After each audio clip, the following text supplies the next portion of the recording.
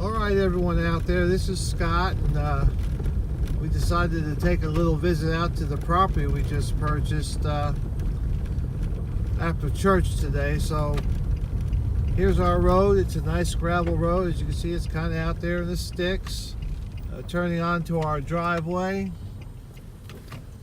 We kind of like this part. Whoever owned the property before us was smart enough to kind of set back our property a little bit, so we're not exactly on the road. We like that a whole lot, and so we are now coming to the area where we're going to put our home, and it's going to be right out here, and I'll have more a little bit later. Okay, so this is another view of our property. Those orange stakes right there is where the septic tank is, so we already have a septic tank in. We have county water at the street, and we have electrical power at the street. It's not going to cost us a whole lot of extra money to get that in. This right here is facing towards the back of our property. It goes back about another 800 feet from here. And then over here, as we shift to the side of the property, I don't know if you can see it in the video or not, but there's a driveway over there, and that's actually two 60-foot easements for two separate driveways. And what that means is nobody can build there, so I have a built-in 120-foot buffer. It's the same thing on the other side over this way. I have another 120-foot worth of easements that nobody can build on. So in addition to the size of my property, people have to be just a little bit further away. All right, I'm going to switch over to where I can walk and talk a little bit more, but this is it for us. It's about 6 acres.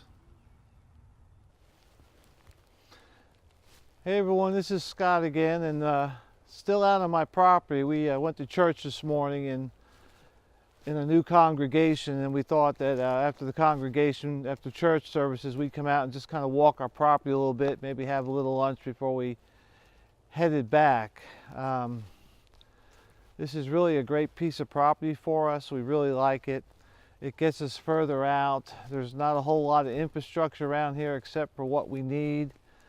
We feel relatively safe out here. There's the population density is really low, crime is really low, so we really like it.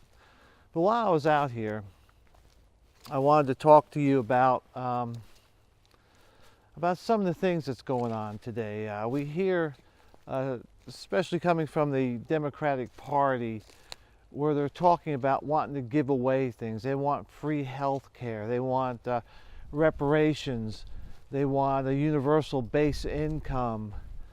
They want free education, and they spend a lot of time talking about how they're going to give this to you for free, but what they're not talking about is where's the money going to come from.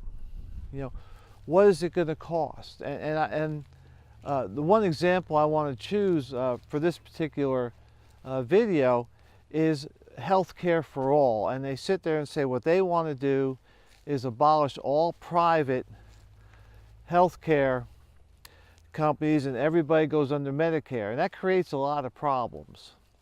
Because one is the Mercatus Institute, which is a left-leaning think tank, did a study on what universal health care would cost, what would be if everybody went on Medicare.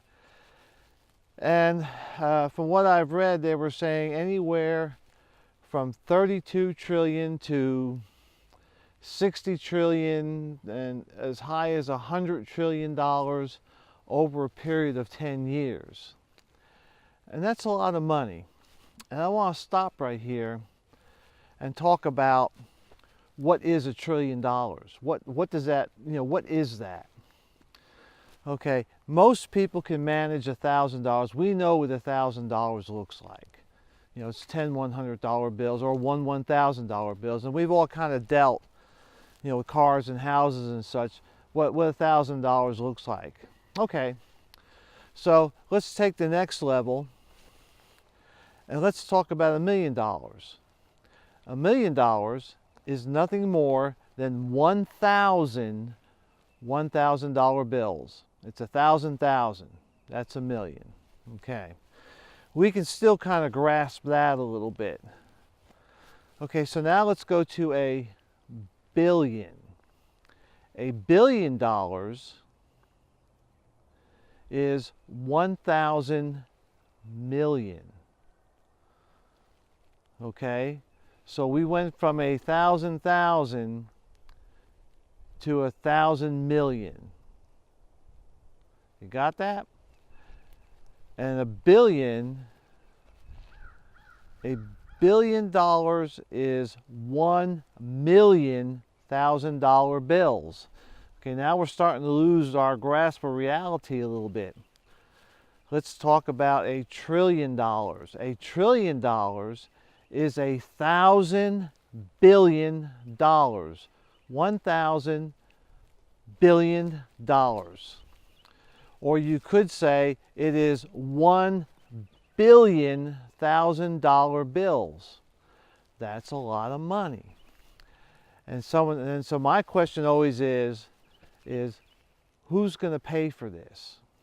You know, who is going to be the person, or who are the people that are going to pay for this? Where is this money going to come from? All right, so let's talk about that. A lot of times the Democrats are saying, oh yeah, we're going to tax the rich. That's a pretty stock answer. We're going to tax the rich. Okay, let's look at that example. Let's say that they can tax the rich at 100%. Take all their money, which some people I know, including one or two of my family members, said, we'll just take the money away from the insanely rich. Okay, well, it has been suggested, and I think somebody's done a study on this, that the rich, all their assets combined, come up to somewhere around $8 trillion. Okay, so now we have $8 trillion, and let's take the low end of the scale, and we'll say if you're going to have $32 trillion over 10 years to pay for universal health care, you take the $8 trillion from all the rich people, you still have $24 trillion left that you have to pay. So where's that going to come from? Well, you can't just print more money because that lowers the value of the money. So it's going to have to be taxes. Okay, so where are the taxes going to come from? Where are they going to come from? You and me. You know, after a while, when the rich has no more, you're going to come down a tier, then down another tier, then down another tier. And so that our taxes will go from 20 to 30% to maybe we'll be paying 60 to 70% as a tax to pay for this, and that still may not be enough money to pay for universal health care. Now, about probably more than half the people in this country pay no taxes at all, and those are the ones that are going to get universal health care. Well, guess what? They'll probably have to start paying taxes because, again, the money has to come from somewhere. You can only create so much before it devalues, and then other currencies become stronger. Then we can't buy the imports because they're so expensive. But let's talk about something else now. You know, hospitals run a pretty tight profit margin. You would think they get rich, but they don't, and they depend a lot of their income from private medical insurance. Government corporations, government programs such as Medicare and Medicaid, they pay probably 30 to 40% less than what the private industry comes. So if you look at that, a lot of hospitals are going to go out of business because they can no longer afford to stay in business because of the reduced fees that they'll get from the government. Right now, we also have a shortage of doctors and nurses and other health professionals. Because this is a government program, they'll cut their pay too. Again, probably well, not probably, doctors who treat patients on Medicare and Medicaid get 30 to 40% less on their fees. So now you have a doctor who's going to spend 10 years of his life to prepare to become a doctor, and is now going to go into a field where he's going to make even less money than he could before. We already have a doctor shortage, and so when doctors realize that they can't make as much money, they're either going to quit, they're going to retire, or they're not going to go into the practice at all.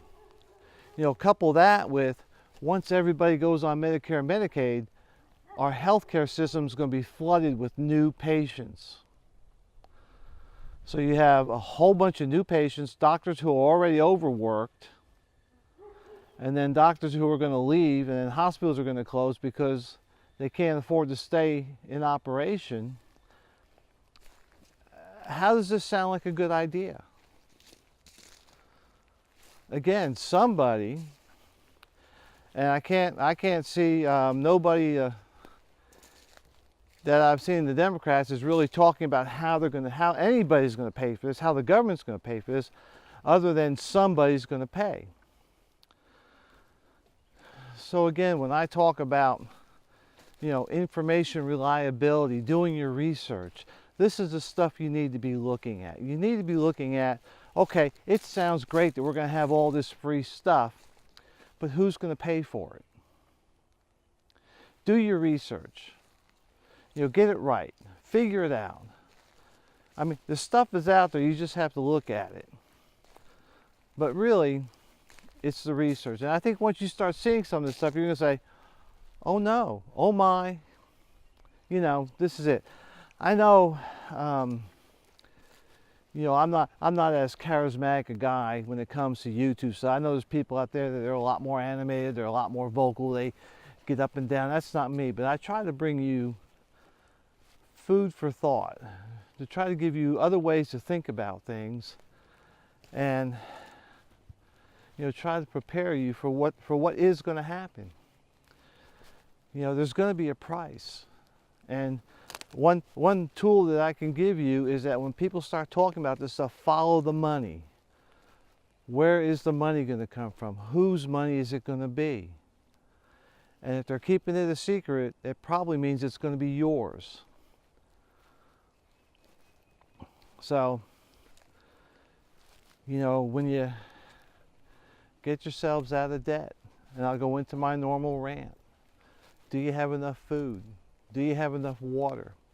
Can you maintain sanitary conditions? Can you defend your family? That's very important stuff that you need to do right now. We are making the move to a less populated area. We are moving to become more self-sufficient. We are moving towards getting more out of debt. When we make this move, we won't be completely out of debt, but we'll have a lot less debt than when we started. And we're pretty happy about that. So stay tuned. Enjoy life.